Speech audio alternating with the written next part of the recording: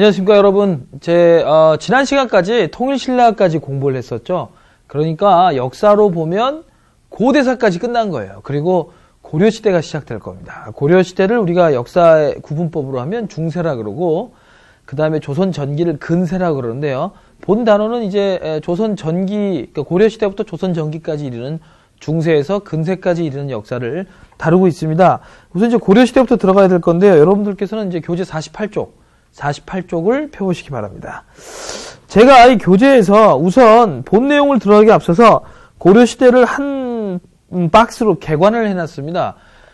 늘 어떤 수업에서든 전 고려시대를 할 때 항상 이 구조부터 개관시키고 수업을 하는데요. 왜냐하면 고려에 관련된 모든 문제들은 고려시대를 4등분해서 그 4등분한 시대 안에서 어떤 일이 있었는가를 물어보는 게 가장 우선입니다. 예를 들어 고려 초기에는 자주적인 역사학이 발달했고 고려 중기에는 유교적인 합리주의 사관이 발달했다. 이런 식으로 역사 체계로 하면요. 혹은 과거 제도가 고려 후기에는 쇠퇴했다. 아니 고려 중기에 과거 제도가 성행하였고 고려 후기에 약간 쇠퇴하였다.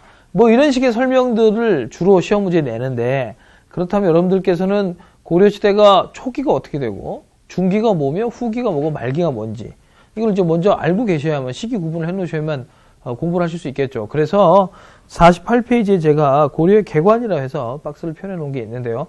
그것부터 먼저 한번 살펴보도록 하시죠.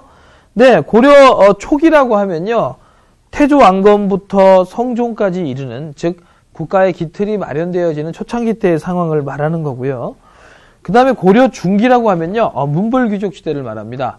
성종 이후에 문벌귀족 사회가 확립되면서 사회가 어떤 방향으로 흘러갔는가에 대한 이야기요. 그리고 고려 후기, 자 무신정변, 1170년에 있었던 무신정변을 기준으로 해서 그 다음부터는 후기라 그러는데요.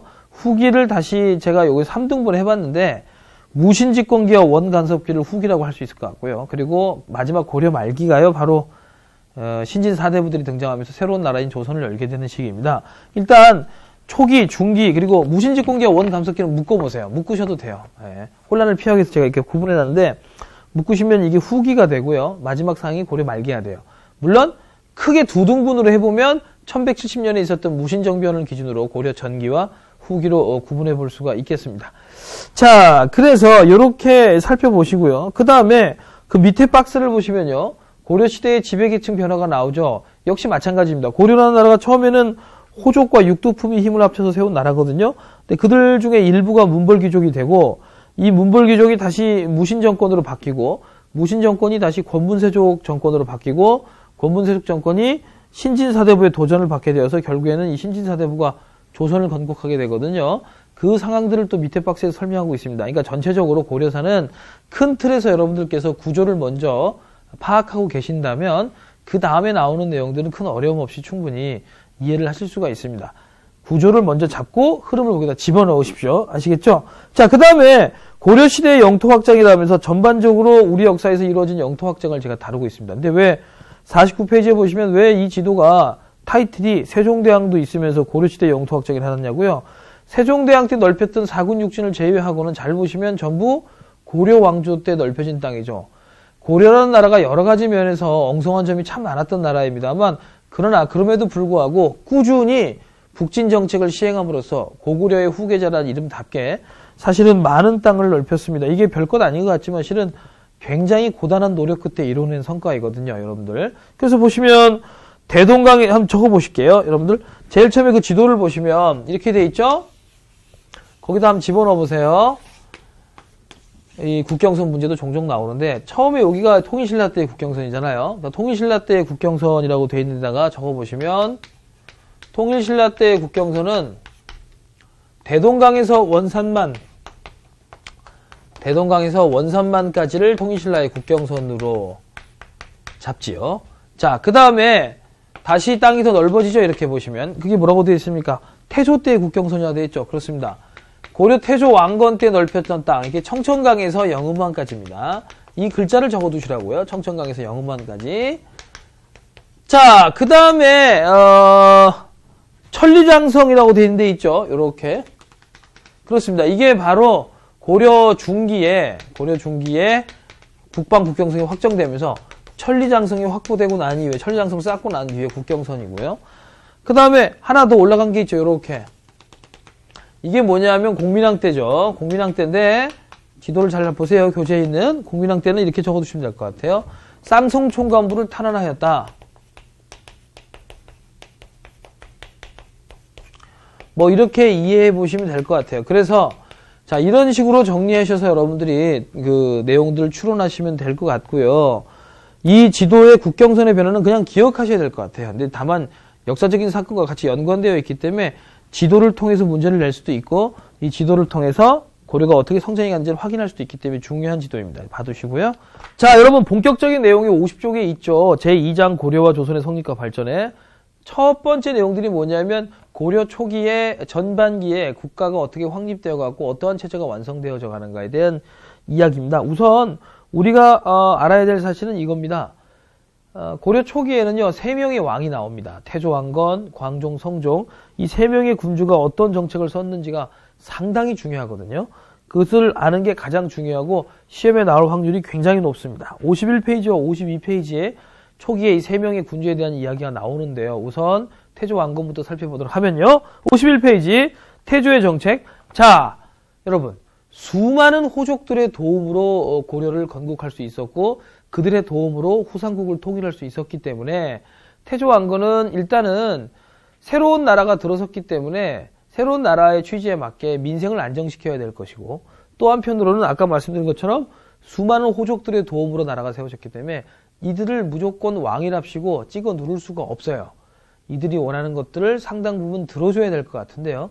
바로 해서 그런 부분들을 좀 고려하는 정치들을 하게 됐고요. 하지만 호족이 원하는 대로 모든 걸 다 해주면 왕권이 약해질 수 있으니까 적당한 방법을 통해서 그들을 통제하려고 했습니다. 그래서 다시 정리해보면 민생 안정책과 호족 통합책, 호족 견제책, 그리고 나라 이름이 고려이니까 고구려를 개성한 나라답게 북진 정책이 주고, 이런 측면들을 살펴볼 수 있을 것 같습니다. 그러면 보시죠. 태조의 정책 1. 민생 안정책, 취민 유도. 취민 유도가 무슨 뜻이냐면요, 세금을 깎아줬다는 겁니다. 쉽게 말씀드리면 기존에 20% 정도 내는 세금을 10% 정도로 줄였다는 겁니다. 이거 20, 10이라는 단어는 중요하지는 않고요. 여러분들께서 그냥 줄여줬다라고 이해하시면 될 것 같고요. 그 다음에 상당수 억울한 노비들을 해방시켜주는 일을 해요. 물론 나중에 여러분 광종이 노비안건법이라는 걸 해서 굉장히 많은 노비들을 해방시키는데, 그것보다는 적지만 그래도 몇 가지 상징적인 노비 해방 정책이 있었고요. 빈민들을 구제하기 위해서 흑창이란 걸 만듭니다. 자, 옛날에 고구려 고국천왕 때 가난한 농민들을 구제하기 위해서 봄에는 곡식을 빌려주고 가을에 돌려받는 진대법이라는 걸 한 적이 있죠. 바로 이 흑창이라는 게 진대법의 고려판이라고 생각해 보시면 되고요. 나중에 이게 의창으로 발전하게 될 것입니다. 자, 통치 기반을 강화하기 위해서 이런 것들을 합니다. 개국공신과 호족들을 당연히 고려의 중앙정부의 관리로 임명하고요. 또 2번에 보면 이게 상당히 중요한데요. 호족 동합 정책, 또 3번에 있는 호족 통제 정책 2개를 묶어두십시오. 태조 왕건과 관련된 문제 중에 가장 많이 나오는 주제 중에 하나인데요. 호족들을 통합하기 위해서 가장 먼저 했던 게 뭐냐면 수많은 호족의 딸들과 결혼을 했습니다. 우리가 이걸 혼인정책이라고 그러는데, 공식적으로 법적인 보호를 받는 부인이 태조 왕건에게는 29명이 있었습니다. 이 29명이 다 난다 긴다 하는 호족의 자제들인데요. 그래서 이 29명의 부인 사이에서 굉장히 많은 자식을 낳아요. 이거 왜 그랬을까요? 태조 왕건이 바람둥이라서? 바람둥이면 그냥 신분이 낮은 여자들을 후궁으로 들이면 되죠. 근데 이거는 유력한 호족들과 사돈 관계를 맺음으로써 결혼을 통해서 안정을 도모하고자 하는 이런 정략 결혼이었다. 이런 거 우리가 정략 결혼이라 그러죠. 정략 결혼 측면이 있었다는 거고요. 향리들, 즉 그 향촌의 호족들에 대한 향촌 지배권을 그대로 인정해 줍니다. 지금 무슨 말이냐면 이렇게 생각하시면 될 겁니다. 지방관을 파견한 적이 없다라는 것입니다.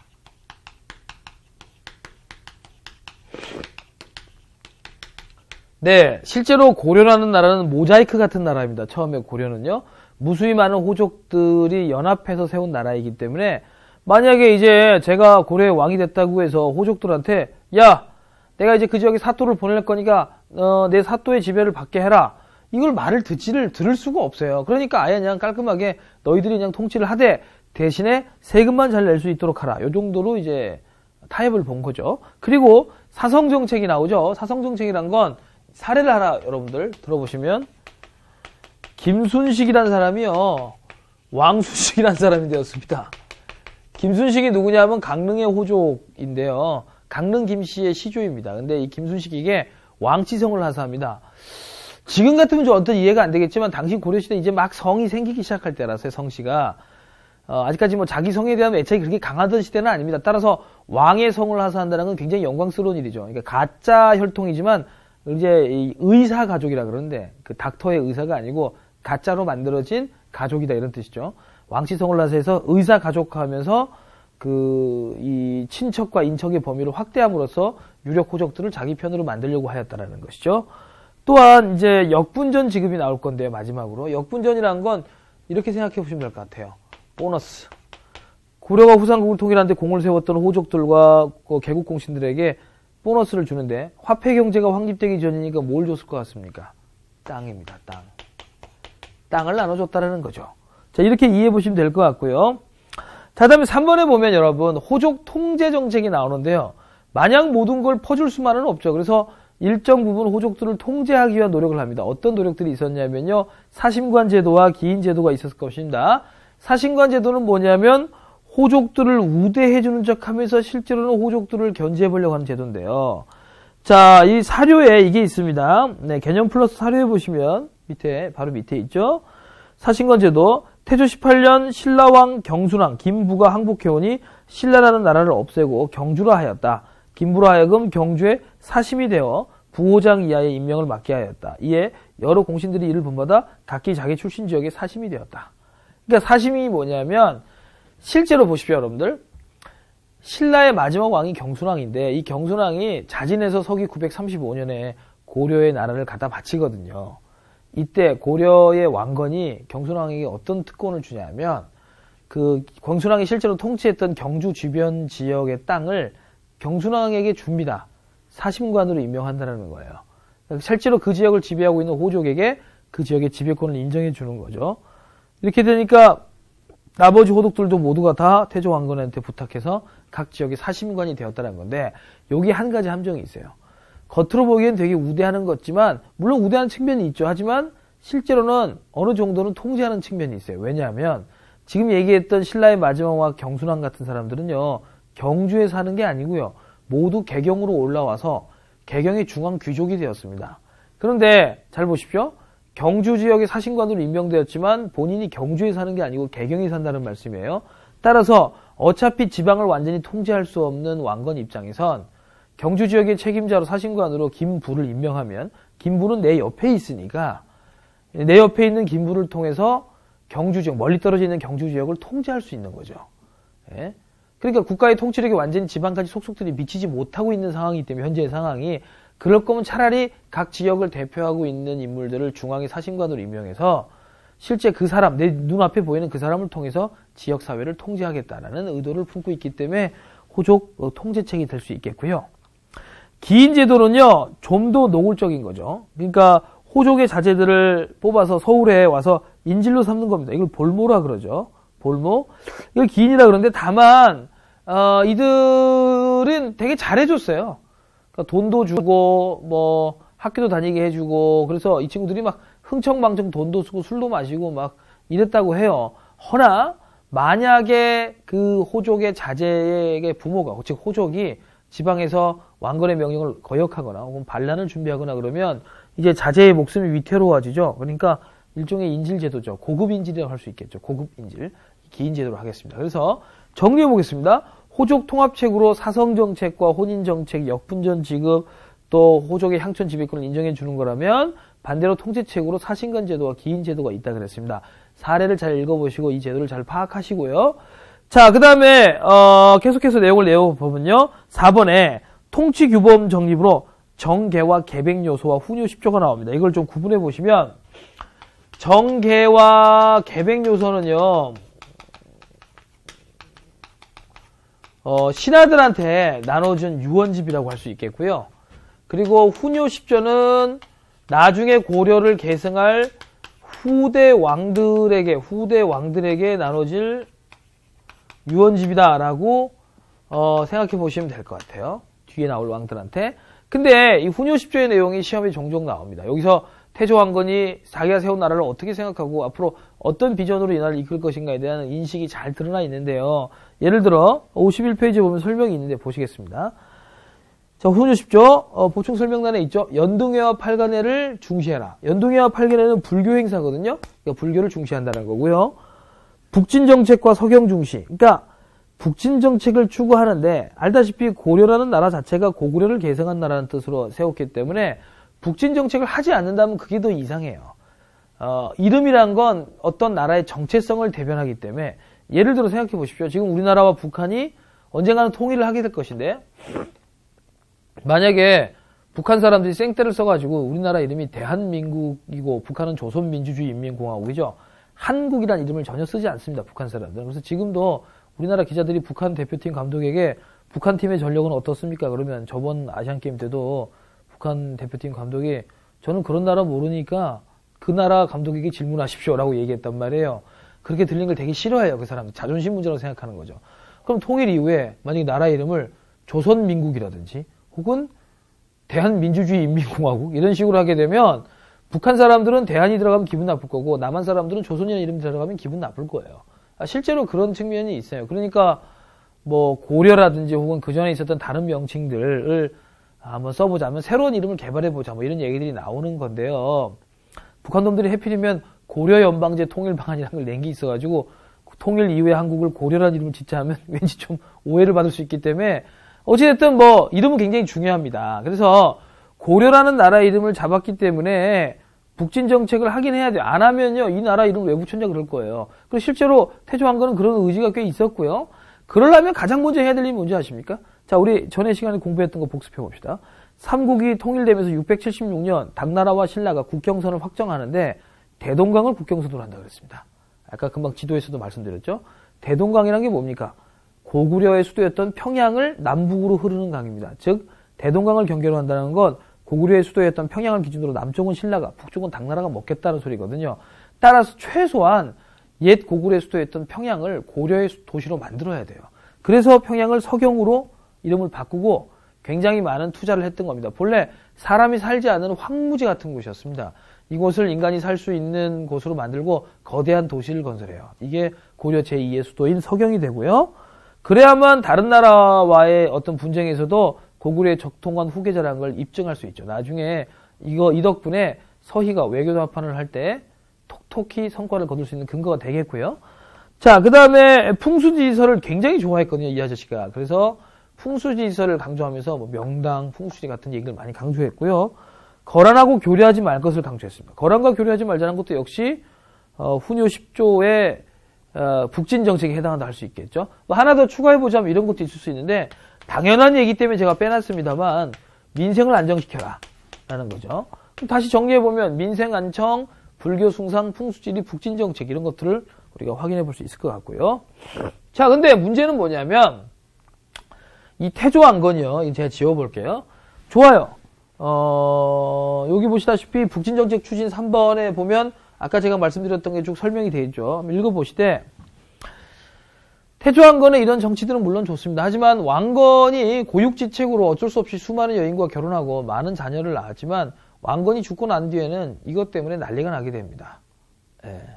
왜냐하면 이게 아직까지 부인들의 서열이 명확하게 잡혀있지 않은 상황, 물론 이제 부인의 서열이 있긴 있어요. 하지만 이 서열이라는 게 조선시대의 뭐 왕후와 후궁 간의 서열처럼 엄격하지가 않았기 때문에 너도 나도 서로 자신들의 자식들을 외척 집안들이, 호족들이 왕으로 앉히려고 했겠죠.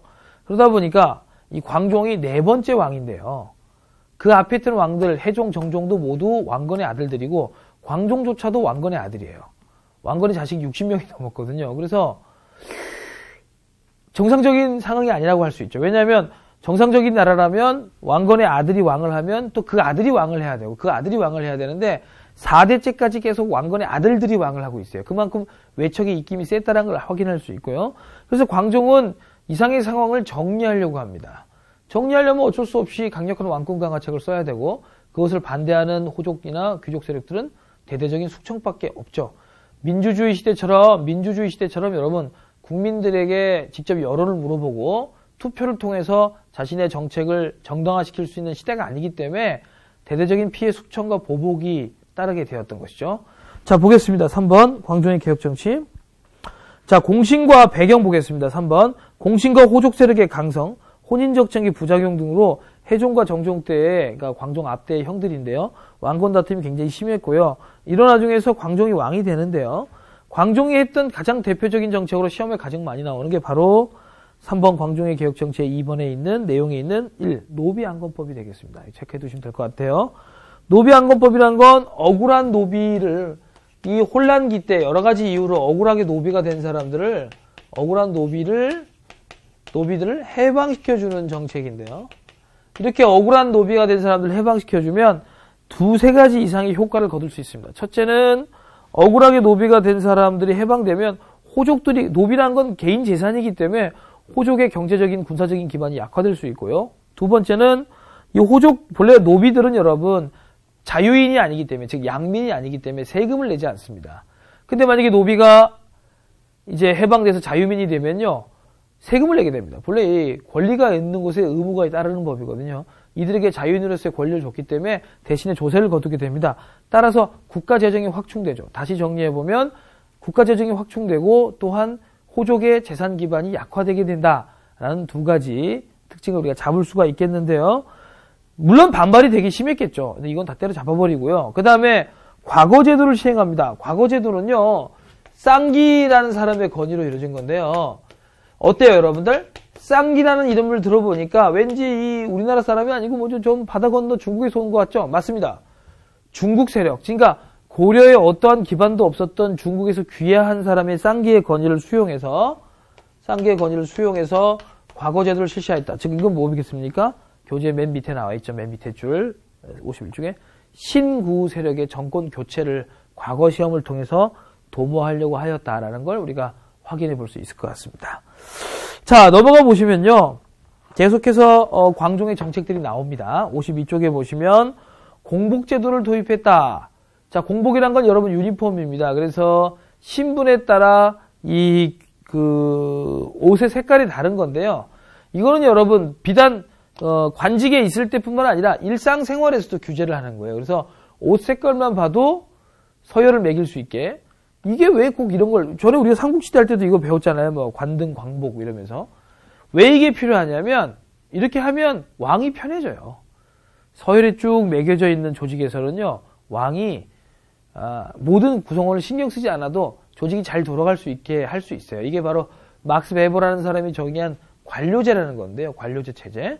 피라미드형으로 조직이 되어 있어서 제일 위에 있는, 뭔지 아시겠죠? 피라미드형 조직이 되어 있어서 제일 위에 있는 꼭대기 있는 보스, 그 다음 관리자, 이렇게 조직이 촘촘히 구성되어 있는 겁니다. 그래서 서열이 딱 매겨져 있으면 여기서 딱 한마디를 하면 쭉 일사불란하게 명령이 하달되고 움직여지는 거죠. 만약에 이게 이렇게 안 돼 있고요, 여러분.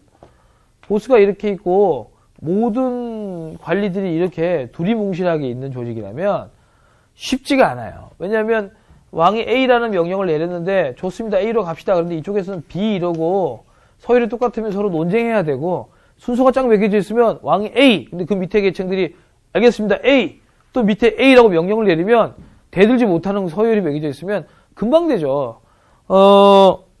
군대를 아직 안 갔다 와보신 분들이거나 아직 회사 생활 안 해보신 남자, 여자분들이 계시다면 회사 생활이나 군대 생활을 해보시면 바로 감이 짚어지실 겁니다. 이렇게 빨리빨리 돌아갈 수 있구나. 이런 것들이 그런 개념이라 할 수 있겠고요. 그 다음에 공신과 호족 세력을 숙청했다. 네. 말 안 듣는 사람들 다 숙청했어요. 황제를 칭했어요. 5번. 네. 그리고 독자적인 연호. 예전에 여러분 버풍왕, 진흥왕 때도 연호를 썼다 그랬죠. 이때도 독자적인 연호를 썼고요. 사실은 그런데 이런 연호의 사용이나 황제의 것들은 그냥 광종의 권위를 높여주는 역할을 했을 뿐이지 이거 자체가 뭐 왕권 강화를 불러일으키게 하는 건 아닙니다만 그만큼 광종이 이제 자신이 있었다는 걸 의미한다고 하겠습니다. 자, 그렇다면 광종의 이런 정책들이 실제로 어느 정도 일정한 성과를 거뒀지만 문제는 고려라는 나라가 변함없는 사실은 호족들의 도움으로 세워졌다는 사실이죠. 호족의 도움으로 세워진 나라이기 때문에 계속해서 이런 식으로 정치를 하게 되면 결국에는 호족들이 등을 돌리게 될 것입니다. 왕권으로부터. 따라서 어느 정도 적절한 타협이 필요했다고 볼 수 있겠는데요. 그런 타협을 이룩한 왕이 성종입니다. 그러니까 태조 때 너무 풀어줬다면 광종 때 너무 바짝 조였고요. 성종은 적당한 수준에서 신하들과 귀족들과 왕 사이에 타협이 이루어지는데요. 자, 4번 보시면요. 성종의 중앙집권화 정책. 우선 성종은 왕이 된 직후에 모든 신하들에게 앞으로 이 나라를 어떻게 이끌 것인지 절대로 그거 가지고 혼내지 않을 테니까 쓰고 싶은 걸 마음대로 써봐. 그래서 보고서로 제출하게 해봐. 라고 명령을 내립니다. 그래서 비교적 하급 관리였던 최송로가 냈던 이 시무 28조가 채택되는데요. 한번 보세요. 이런 겁니다. 태조께서 나라를 통일한 후에 9년의 수령을 두고자 했으나 시행할 겨를이 없었습니다. 청컨대 외관, 즉 지방관을 두소서. 이렇게 해서 지방관을 파견하게 되고요. 그 다음에 풍속은 그 토질에 따라 다른 것이므로 모든 것을 반드시 중국과 같게 할 필요는 없습니다. 굉장히 자주성이 느껴지죠? 자, 그 다음에 봄에는 연등을 설치하고 겨울에는 팔관을 베풀어 사람을 많이 동원하고 노역이 심하오니 이를 감하여 줄여서 백성이 힘을 펴게 하소서. 연등회와 팔관에는 불교 행사가 너무 심하니까 줄여달라. 요즘은 지금 이런 거죠. 뭐 평창 올림픽, 뭐 인천 아시안 게임이 예산 낭비가 너무 심하니까 뭐 반납해라, 폐지해라, 뭐 이런 쪽의 주장들이 있죠. 왜냐하면 사실 아시안 게임이나 올림픽, 동계 올림픽 유치한다고 해서 흑자가 나는 경우는 사실 거의 없거든요. 대부분 이제 적자가 나요. 적자가 난다면 그게 과연 뭐 기분 좋아지는 것 빼고는 어떤 효과가 있을까? 이렇게 생각하는 분들이 있을 수도 있겠죠. 그래서 그런 것들을 좀 줄여라. 이런 얘기를 하는 경우들이 있는데요. 마찬가지로 연등회와 팔관에도 돈이 너무 많이 깨졌다는 거죠. 그래서 이걸 줄여달라라는 거고요. 그 다음에 맨 밑에 거 보면 불교를 행하는 것은 몸을 닦는 근본이요. 유교를 행하는 것은 나라를 다스리는 근본이니 몸을 닦는 것은 내생을 위한 현재의 그러니까 죽고 난 이후의 세계를 원한 것이고 내생.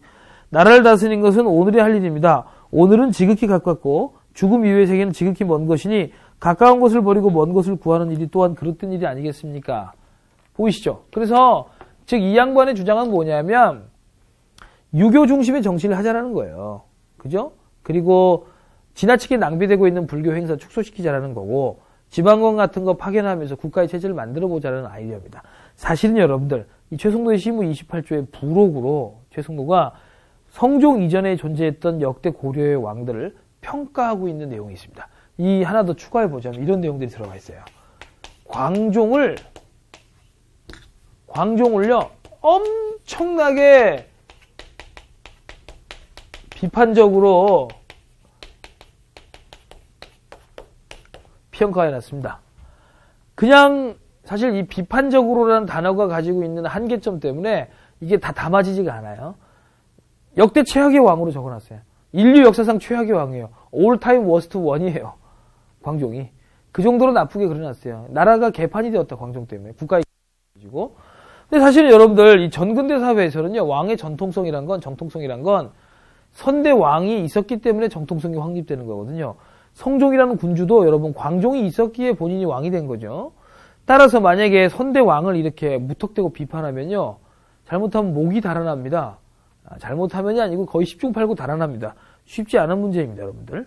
일제시대예요, 지금. 일제강점기 때 경성의 연극단체에서 세조가 단종을 쫓아내고 왕이 되는 이야기를 비판적으로 그린 연극을, 단종의 애사란 연극을 했는데 갑자기 어느 날 일본 순사들이 들어와가지고 이 연극을 갈아엎어버렸습니다. 최고 인기 연극이었는데. 왜냐하면 경복궁에 있던, 그 덕수궁에 있던 이왕, 일제가 조선을 식민지로 만들고 난 뒤에도요, 조선 왕실에 대해서 기본적인 예우는 해줬어요. 상징적으로 이왕이라 그래서 서열을 일본 천황 다음 서열로 올려놓고 아무 힘도 없었지만 조선의 왕이라는 자리는 계속 유지시켜줬거든요. 근데 사실 아무 힘도 없는 조직이잖아요. 그럼에도 불구하고 조선 왕실이 총독부를 찾아가가지고 우리 왕실을 모욕하는 연극이 이루어지고 있으니 이거 엎어주세요. 이래가지고 실제로 총독부가 들어와서 이 연극을 엎어버리고 연극이 중단되고요. 상영제 금지가 돼버립니다. 재밌죠. 그러니까 사실 세조가 쿠데타를 일으켜서 왕이 된 건 뒤에 배우겠습니다만 15세기의 일이고요. 15세기 일이고 아까 얘기했던 일제강점기 얘기는 1930년대 이야기거든요. 그러면 무려 400년 전의 이야기라고 할 수 있겠습니다. 그럼에도 불구하고 그거 가지고 그 난리를 폈다라는 겁니다. 그것도 실제 왕실도 아닌 망한 나라의 왕실이 그걸 총독부가 받아들이고 그 정도로 왕실의 권위를 중시 여기는 전근대 사회에서 광종을 비판적으로 평가했다. 이건 이제 최승도가 죽이려고 낸 거죠. 근데 성종은 최승도를 죽이지 않고 오히려 최승도의 의견을 다 받아들입니다.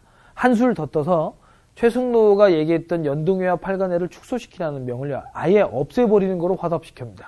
그래? 폐지하지 뭐. 잠시지만 폐지시켜버려요.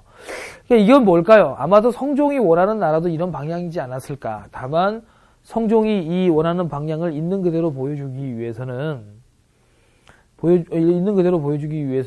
자기가 자기 입으로 얘기하면 선대 왕들에 대한 부정이 될 수 있으니까 아마도 누군가의 입을 빌려서 하고 싶었던 거지. 우리도 가끔 그럴 때가 있잖아요. 제가 예를 들어 노래방 가고 싶은데 술 먹고 자 회식으로 노래방 가자 이러고 싶은데 노래방을 싫어하는 사람들이 있다 이거예요. 그러면 가만히 있는데 누군가가 오늘 노래방 가요. 노래 부릅시다 이러면 야 여기 뭐 철수가 노래방 가고 싶어 하는데 우리 그럼 갈까? 이런 식으로 얘기할 때가 있거든요. 우리가 다. 뭐 그런 셈이라고 생각하시면 될 것 같습니다. 자, 그 다음에 2번 지방에 대한 통제 강화, 전국에 12목을 설치하고 지방관을 파견하였다. 모든 지역에 지방관을 파견하였다면 틀리고요. 12군데를 설정해서 거기에만 지방관을 파견하였다는 거고요. 지방호족을 향리라는 이름으로 안착시키고요. 3번이고요. 4번에 보시면 유학교육을 진행시키기 위해서 국자감이라는 최고 교육기관을 만들고 이를 정비합니다. 알아두십시오. 자, 그리고 중앙통치기구를 개편해서요. 보십시오. 5번에 이성육부제. 이건 당나라의 삼성육부제를 모방한 거고요. 중추원과 삼사는 송나라의 제도를 모방한 거고요. 중국의 당나라 망하고 난 다음에 새로 들어선 통일왕국입니다. 도병마사와 식목도감은 고려만의 독자적인 통치기구거든요. 즉 다시 말하면 당나라와 송나라, 고려의 통치기구가 모두 뒤엉켜 있는데요. 그 내용들을 한번 우리가 천상 이 부분은 꼼꼼하게 암기를 하셔야 돼요. 그게 바로 53쪽에 5번 통치체제의 정비라고 나와 있습니다. 대부분의 학생들이 제일 싫어하는 내용입니다. 그러나 우리는 이 단어를 잊어서는 안 돼요. 이게 여러분들이 좀 외우셔야 돼요. 앞에 것들이 뭐 대충 흐름과 느낌으로 큰 틀을 잡으면 잡아 나갈 수 있는데 이 부분은 암기 안 하고서는 풀 수가 없으니까 저는요 국사 공부를요 모든 것을 다 암기하라고 얘기하는 것만큼 의미 없는 얘기는 없다고 생각해요. 실제로 그게 공부가 되지도 않고요. 성적 향상에도 도움도 안 돼요. 하지만 반드시 외워야만 되는, 그러지 않고서는 머릿속에 남기기 어려운 개념들이 있어요. 이게 대표적인 거죠. 어떤 기구가 뭘 했는지는 천상 외워야 됩니다. 그러니까 꼭 여러분 부탁드리는데 암기를 하셨으면 좋겠고요. 53쪽에 보면 5번 통치체제의 정비라고 하면서 네, 중서문화성과 상서성, 그리고 상서성 밑에 있는 육부를 합쳐서 이성육부라고 하는데 요것부터 한번 보시죠. 네, 중서문화성은 최고 통치기구이다. 1번에 체크해 두시고요. 중서문화성의 장을 문화시중이라 그러는데 바로 이 양반이 고려에서 가장 높은 신하입니다. 문화시중 기억해 두시고요. 제신과 낭사로 구성되어 있다. 이것도 체크해 두시고요. 제신이란 건 정2품 이상의 고위관리, 낭사는 정3품 이하의 하급관리를 말합니다. 그래서 중서문화성은 제신과 낭사로 구성되어 있다는 걸 확인할 수 있고요. 그 다음에 상서성은요. 육부로 구성되어 있습니다. 그러니까 다시 한번 정리해 보면요. 그 중서문화성에서 여러분들 정책을 결정합니다. 그러니까 사실은 이 기구가 제일 중요한 기구겠죠. 그러니까 정책을 결정하니까요. 그죠? 그리고 상서성 밑에 육부가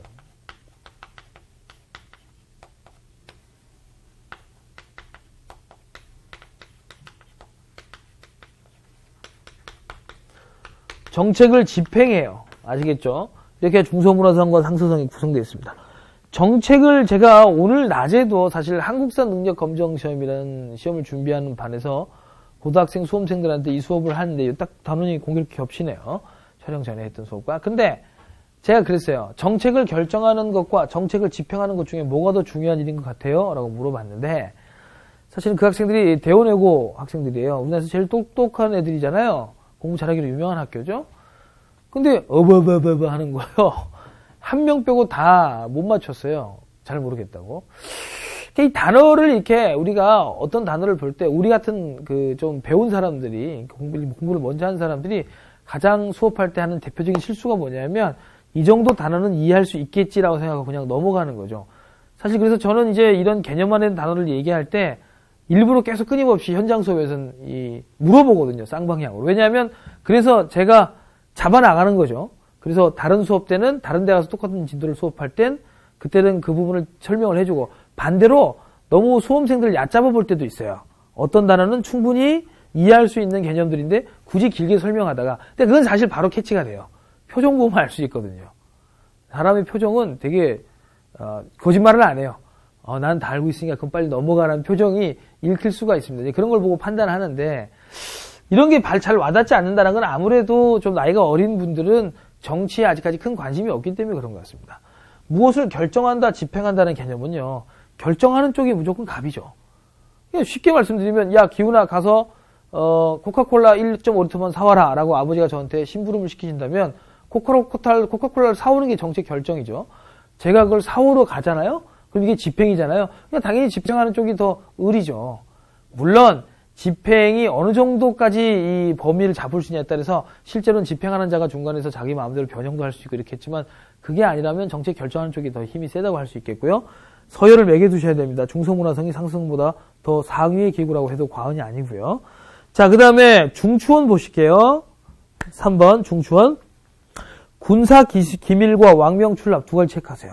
두 가지 일을 해요. 군사기밀과 왕명출납. 요즘 같으면 국가정보원, 육군정보사 이런 데가, 육군에서 스파이 하는 데가 있어요. 육군정보사, 그리고 대통령 비서실, 이 세 가지 일을 다 하는 기구이기 때문에, 좀 나이가 어리신 분들이라면 여러분 아이리스, 드라마 아이리스 생각하시면 돼요. 아이리스에서 하는 일 있잖아요. 그 정보기구가 하는 일. 거기에다가 추가로 대통령 비서실까지 같이 한다. 굉장히 중요한 기구죠. 그렇기 때문에 여기도요, 추밀이라고 부르는, 체크해두세요. 2품 이상의 고위 관료와 낭사라고 불리는 3품 이하의 하급 관료로 구성되어 있는데, 중요해요. 중소문화성 다음으로 중요해요. 이 기구가. 일단 중소문화성 다음으로 중요하다 그랬어요. 따라서 여러분들은 머릿속에서 중소문화성과 중추원이 가장 중요한 기구다라는 걸 기억해 두셔야 돼요. 자, 그 다음에 3, 4는요, 간단히 말씀드리겠습니다. 돈 관리하는 기구입니다. 회계. 자, 그 다음에 어사대는 감찰기구이고요. 감찰. 자, 그 다음에 6번의 도병마사와 식목도감은 상당히 중요한데요. 이게요, 아까 서두에서 제가 도병마사와 식목도감이야말로 고려만의 독특한 제도라고 했죠. 왜냐하면요, 중국에서는 이런 제도가 없어요. 중국은 황제권이 막강했기 때문에 모든 결정을 황제와 신하들이 직접 대면해서 결정했습니다. 그런데 이 고려는요, 도병모사 식목도감은 기본적으로 귀족들이 모여서 하는 회의입니다. 회의. 누가 모이냐면 중소문화성의 재신과 중추원의 추밀. 그러니까 가장 힘이 좋은, 가장 중요한 기구인 중소문화성과 중추원의 고위 관료들이 모여서 결정을 했다는 거죠. 그래서 우리가 이 도병마사를 뭐라 그러냐면 다른 말로 제추회의라고 돼요.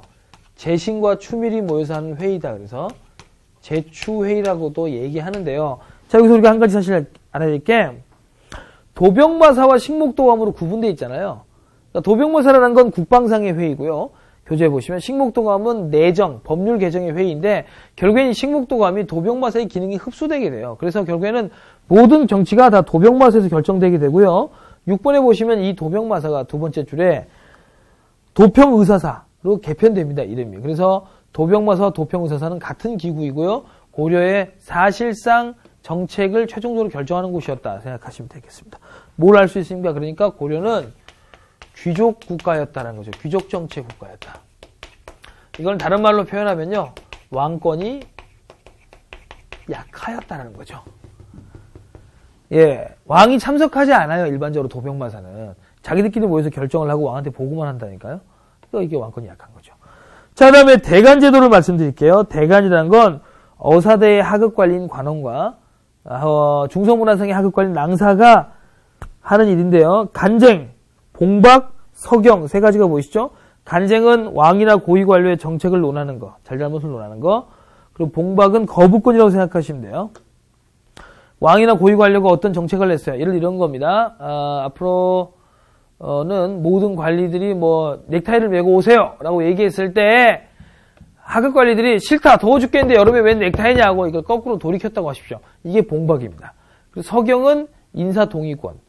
관리가 어떤 높은 관리들이 인사권을 가지고 있겠죠? 인사를 했을 때 이걸 동의하냐, 폐지하냐, 서경. 그럼 결론 지어보면 뭐죠? 이런 제도를 대가제도를 운영한 이유가 권력의 견제와 균형의 원리를 세우기 위해서 이러한 제도를 시행하게 되었다라고 얘기할 수 있겠죠. 자, 그 다음 지방행정조직 보겠습니다. 자, 53페이지 제일 밑에 줄에 보면 지방관을 파견하지 못하고 있었던 이 고려가 12군데의 지방관을 파견하게 되는데 그래봐야 꼴랑 12군데죠. 그래서 5도 양계 체제로 개편되는데요. 넘어가 보실게요. 54페이지에 보시면 5도와 양계가 어떻게 구분되는지를 확인해 보시면 될 것 같아요. 5도는요, 교재의 첫 타이틀에 뭐라고 되어 있습니까? 이제 54쪽 넘어가 보세요. 안찰사라 그러고요. 양계는 그 밑에 보시면 병마사라 그럽니다. 이게 사실은 지도 7개의 도로 구성되어 있는 건데 굳이 북계와 동계, 제일 북쪽에 있는 두 지역을 계로 표시한 겁니다. 왜냐하면 단순히 이름만 다른 게 아니고 하도 고려시대에는 전쟁이 끊이지 않았기 때문에 이 두 개의 계에 주둔하고 있는 군사령관이 도지사 업무까지 보면서 무슨 일이 생기면 일사불란하게 전투에 참여할 수 있도록 군사와 행정을 결합시킨 체제를 운영했다는 거죠. 그에 비해 5도는 그 정도로까지 불안한 곳은 아니니까 행정은 행사대로, 행정대로, 군사는 군사대로 구분을 했었다는 뜻이겠고요.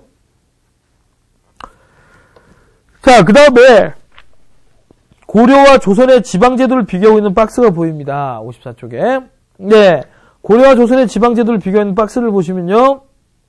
고려의 향리의 역할을 보면 실제로 지방의 행정신무를 담당했던 사람들이라면 조선은요, 그냥 수령의 오른팔, 왼팔에 불과합니다. 따라서 고려가 지역의 실질적인 지배자였다면, 죄송합니다. 고려의 향리가 실질적인 지배자였다면 조선의 향리는 실질적인 지배자라기보다는 향촌의 사또의 그냥 보좌진에 불과했다라는 것을 의미한다고 하겠죠. 자, 그래서 향리의 지위가 고려와 조선이 서로 역할이 달랐다라는 거고요. 또 하나는요, 지방관이 파견되냐 파견되지 않냐. 고려시대에는요, 모든 지역의 지방관을 파견하지 못했습니다. 끝끝내 망할 때까지. 그래서 주현과 속현이라 하는데요. 칠판 보시면 주현이라고 불리는 게 지방관이 파견되는 현이고요. 속현이 지방관이 파견되지 않는 현인데요. 숫자가 이게 더 많았습니다. 그래서 지방관이 파견되지 않는 현이 더 많았고요. 그에 비해 조선은 전국의 모든 지역의 지방관을 다 파견하였습니다. 갑자기 왜 고려하고 조선을 비교하냐고요? 생뚱맞게 조선 나오려면 멀었는데 여러분 거의 상당수의 문제가 고려와 조선의 중앙과 지방 군사대조의 공통점과 차이점을 물어보는 경우가 많으니까 살펴보도록 하겠습니다. 이렇게. 자, 그 다음에 군사제도도요, 고려의 중앙군은 2군 6입니다. 직업군인이에요. 이렇게 알아두시면 될 것 같고요. 지방군은 5도에 근무하고 있는 군대는 주현군, 양계에 근무하고 있는 군대는 주진군. 어렵지 않습니다. 현에 주둔하고 있는 군대란 뜻이고요. 주현군은. 주진군은 진에 주둔하고 있는 군대다. 양계는 현으로 구성되어 있지 않고 국경지대마다 진이라는 걸 만들었거든요. 군사와 민정의 복합체로. 거기에 주둔하고 있는 군대라서 주진군이라고 그랬고요. 자, 그 다음에 4번에 보면 관리등용 제도가 나오는데 이것도 재밌습니다, 여러분. 자, 고려시대에는요, 일단 칠판 보시면, 문과와 잡과가, 문과와 승과와 잡과가 있습니다. 자, 뭐가 하나 없죠? 아까, 죄송합니다 하면서 지운 거예요. 그렇습니다. 무과가 존재하지 않습니다. 이게 바로 조선과의 가장 큰 차이점인데요. 고려가 불교 국가를 표방했기 때문에 승과 시험은 있고요. 스님 뽑는 거. 대신에 무과는 없어요. 조선은 반대로 성리학 국가니까 승과는 없고 대신 무과는 있었어요. 자, 그래서 이 문과 시험을 크게 제술과와 명경과라고 그러고 다만 여러분 이 문과고 심지어 잡과까지도 일반 평민들이 법적으로 응시할 수 있는 자격은 부여됐었지만 사실상 응시하는 경우는 거의 없었다. 왜냐하면 가문이 낮으면 잘 붙여주지도 않을 뿐만 아니라 또 하나는 그럴 돈도 없어요. 현실적으로 불가능했기 때문에 결국에는 이 과거제도라는 게 돈을 많이 가진 사람들, 즉 그 문벌 귀족이라든지 이런 사람들의 전유물이 되었다라는 거고요. 음서제도라는 게 있다 그랬습니다. 맨 밑에 줄에요. 공신과 종실의 자손, 5품 이상의 고관의 자손은 시험을 치지 않고도 관직에 오르게 되는 음서제도를 활용했는데 이거야말로 고려가 귀족국가라는 걸 알 수 있는 거죠. 그러니까 능력이 없더라도 음서를 통해서 관직에 오를 수 있다. 이게 바로 음서제도의 특징이거든요. 그래서 결국에는 귀족들은 자신의 권력과 부와 명예와 모든 걸 자손 대대로 세습할 수 있는 틀을 만들었다고 볼 수 있겠죠. 네, 지금까지 나온 제도들을 잘 살펴보시고요. 뒤에 나올 조선의 통치 조직과 비교해가면서 공부하시면 꿀잼입니다. 꿀잼. 단순 기억이 아니고 이렇게 제도의 변화가 정말 중요한 것들을 상징하고 있구나 하는 걸 확인할 수 있을 거예요. 그래서 조선시대 때 한 번 더 얘기해 보도록 하고요. 자, 이제 우리는 어디로 넘어가야 되냐면 문벌귀족 사회의 동요로 넘어갈 겁니다. 이자겸의 난, 묘청의 난 같은 아주 중요한 사건들이 있고 그 결과 무신정변이 탄생하게 되는데 거기까지의 내용들을 우리가 살펴보도록 하겠습니다. 여러분 다음 시간에 만나요.